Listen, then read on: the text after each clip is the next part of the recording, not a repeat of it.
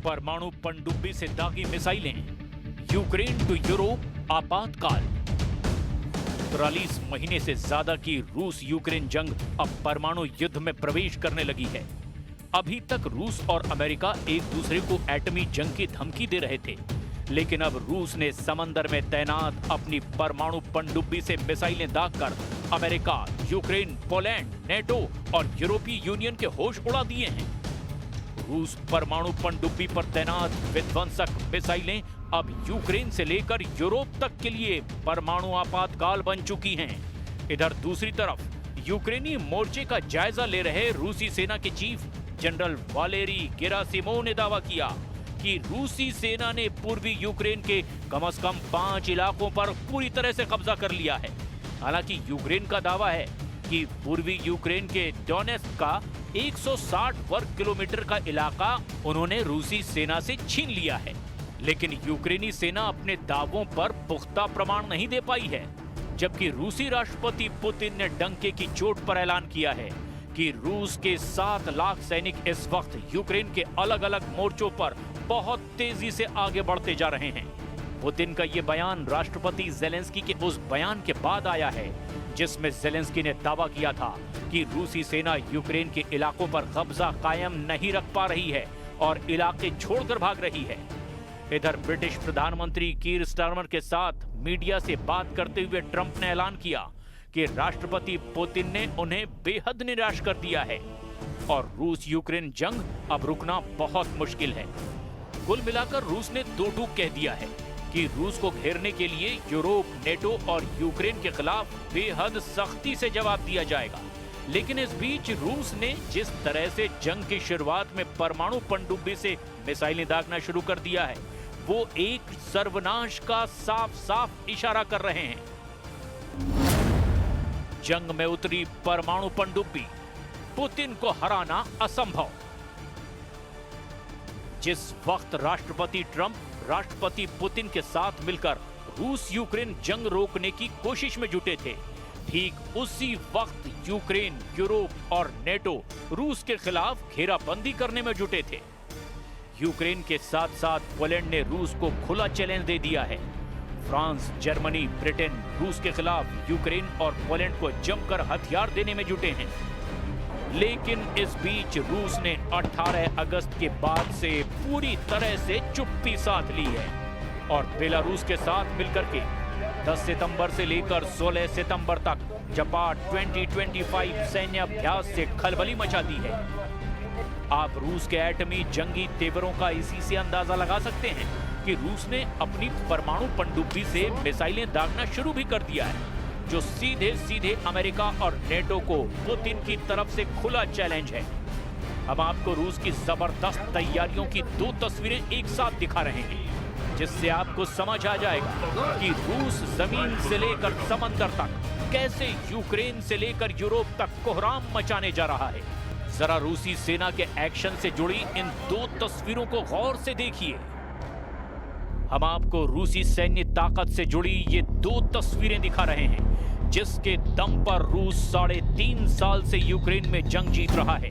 ताजा खबर ये है कि इस वक्त रूस की परमाणु पनडुब्बी और रूस के 7 लाख सैनिकों के साथ रूसी सेना के चीफ खुद यूक्रेनी मोर्चे पर पहुंच चुके हैं।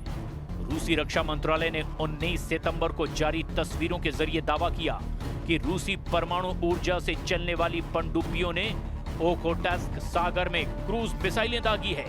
रूसी नौसेना का ये अभ्यास सीधे सीधे यूक्रेन को लेकर यूरोप के लिए काल साबित होने जा रहा है।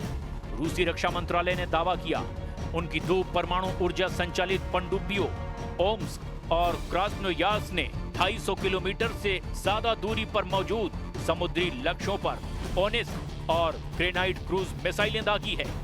रूसी रक्षा मंत्रालय का दावा है कि प्रशांत महासागर के उत्तर पश्चिमी भाग में आयोजित अभ्यास का मकसद दुश्मनों को जंग की सीधी चेतावनी है।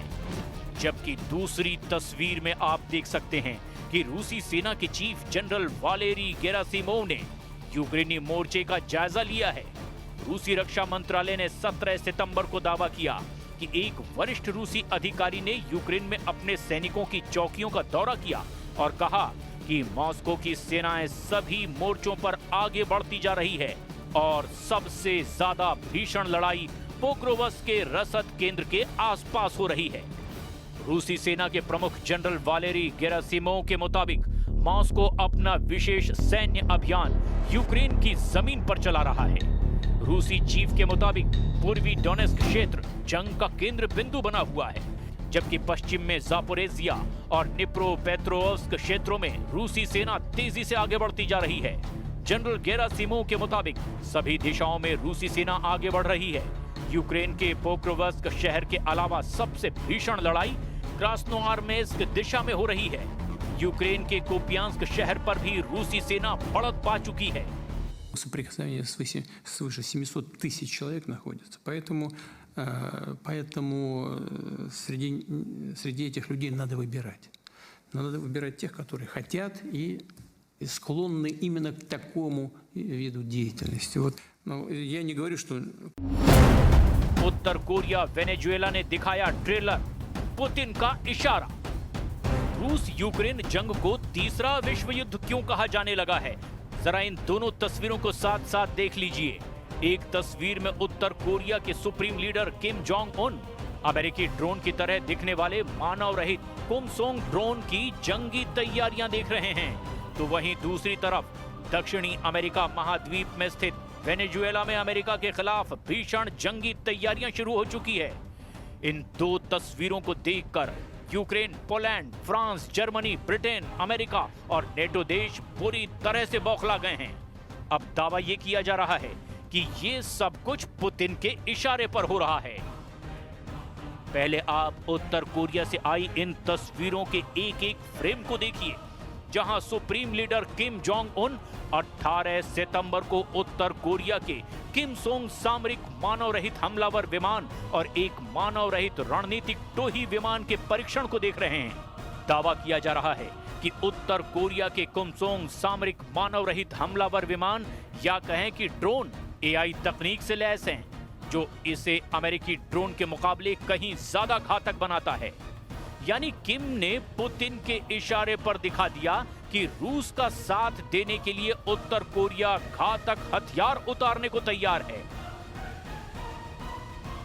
अब आप अमेरिका के धुर विरोधी और कट्टर दुश्मन वेनेजुएला का सैन्य अभ्यास भी देख लीजिए, जो सीधे सीधे अमेरिका से जंगी तैयारियां दिखा रहा है। अमेरिका के साथ बढ़ते तनाव के बीच वेनेजुएला ने 17 सितंबर को अपने कैरिबियाई द्वीप ला ओर्चिला पर बड़े पैमाने पर सैन्य अभ्यास शुरू कर दिया है। अधिकारियों ने इस क्षेत्र में अमेरिकी सैन्य गतिविधियों के प्रति रक्षात्मक प्रतिक्रिया देते हुए हजारों सैनिकों को तैनात किया है। वेनेजुएला ने अमेरिका को दिखाया जंगी ट्रेलर। वेनेजुएला के सैनिक 3 दिवसीय अभ्यास में भाग ले रहे हैं, जिसे कैरिब सोबेरानो 200 यानी कि सोवेरन कैरेबियन 200 कहा जा रहा है, जिसमें युद्धपोतों, विमानों, मिलिशिया नौकाओं और तोपखानों ने हिस्सा लिया है। इस अभ्यास में सैन्य शक्ति का प्रदर्शन रात में किया गया है, जिसमें वेनेजुएला के सैनिकों ने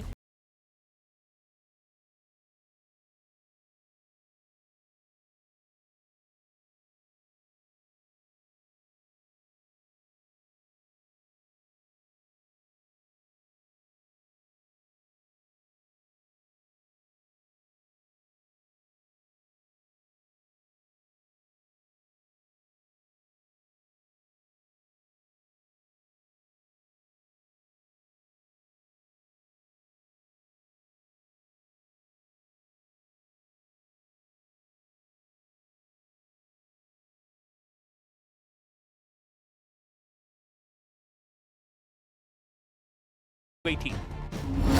पुतिन ने तोड़ा मेरा भरोसा, जंग तो होगी बेहद तेज।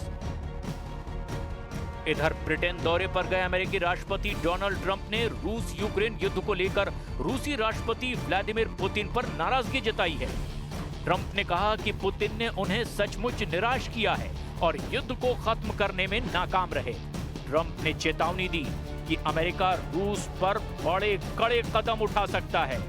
ट्रंप ने कहा कि उनका पुतिन के साथ लंबे समय से अच्छा संबंध रहा है, लेकिन यूक्रेन युद्ध ने स्थिति बदल दी है। उन्होंने कहा कि पुतिन की नाकामी ने उन्हें बेहद निराश किया है और अब अमेरिका को बहुत सख्त रुख अपनाना पड़ सकता है। ट्रंप ने कहा कि पुतिन के साथ उनके संबंधों को देखते हुए उन्हें लगा था कि यूक्रेन युद्ध को सुलझाना सबसे आसान होगा, लेकिन पुतिन ने मुझे निराश किया और मेरा भरोसा तोड़ दिया। So I'm disappointed. If you listen to some people, the ones like in Poland were shot down and they fell into Polish territory, but they shouldn't have been that close anyway. They were drones.